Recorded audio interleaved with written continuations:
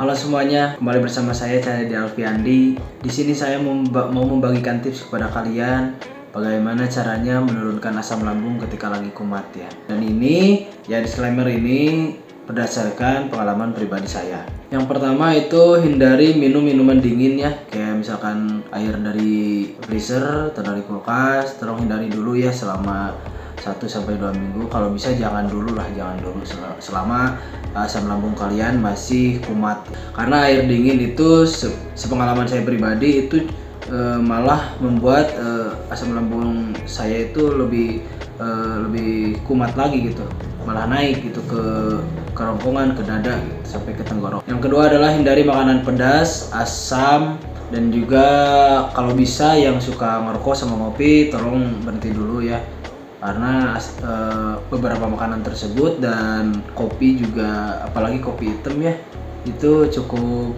membuat perut kita nggak nyaman. Kalau kita makan atau minuman tersebut itu bikin perut kita nggak nyaman dan asam lambung itu malah makin perih gitu kalau misalkan lagi kumat dan kita tuh memaksakan makan makanan tersebut gitu. Lalu apakah nantinya setelah sembuh boleh makan makanan pedas gitu ataupun asam gitu? Pertanyaannya kan itu. Kalau sepengalaman saya pribadi, yang saya udah cukup survive dari asam lambung itu udah cukup nyaman. Tetap aja kalau misalkan makan makanan pedas terlalu banyak itu membuat asam lambung saya kumat lagi gitu. Jadi usahakan kalau bisa jangan dulu sampai benar-benar sembuh. Kalaupun misalkan udah sembuh ya kalian boleh makan pedas, cuman ya dikit-dikit lah, cuman kayak di coel-coel gitu. Nah, saya pun juga melakukan hal yang sama. Kalau mau pedas ya coel-coel dikit. Ada juga yang nyanin itu boleh hari ini makan pedas, besok jangan. Jadi jangan setiap hari, atau misalkan hari ini makan pedas, nanti siang jangan, nanti malam jangan gitu. Tapi saran saya sih jangan dulu untuk makan pedas ya. Makan pedas, asam jangan dulu. Apalagi kopi ya. Yang ketiga adalah terapi air hangat selama 1 minggu. Ini worth it banget. Ini sering saya lakukan ketika asam lambung saya sedang kumat, karena saya udah bosen pakai obat ini, pakai obat itu, apalagi kalau jenis Atasida itu kan memang sering kita gunakan. Jadi kalian terapi aja dengan air hangat selama 1 minggu.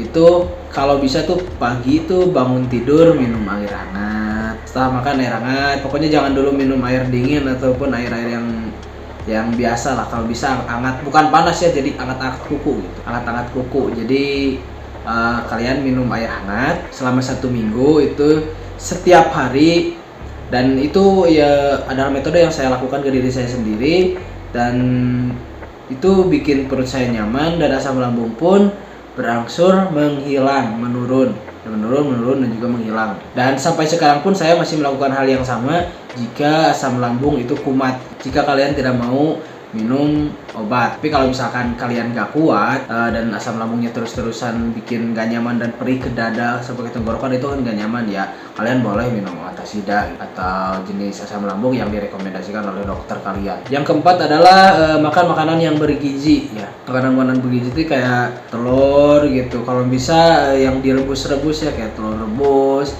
kayak misalkan sayur-sayuran yang direbus gitu. Emang sih nggak enak, tapi kalau dulu saya tuh ketika lagi kumat itu bahkan tiap hari itu makannya kayak wortel direbus, telur direbus. Lalu kalau pengen ada rasanya tuh si telurnya itu setelah direbus kan kita makan pakai nasi nih, terus saya tambahin kecap gitu, saya olesin kecap biar agak ada manis-manisnya gitu, nggak terlalu hambar.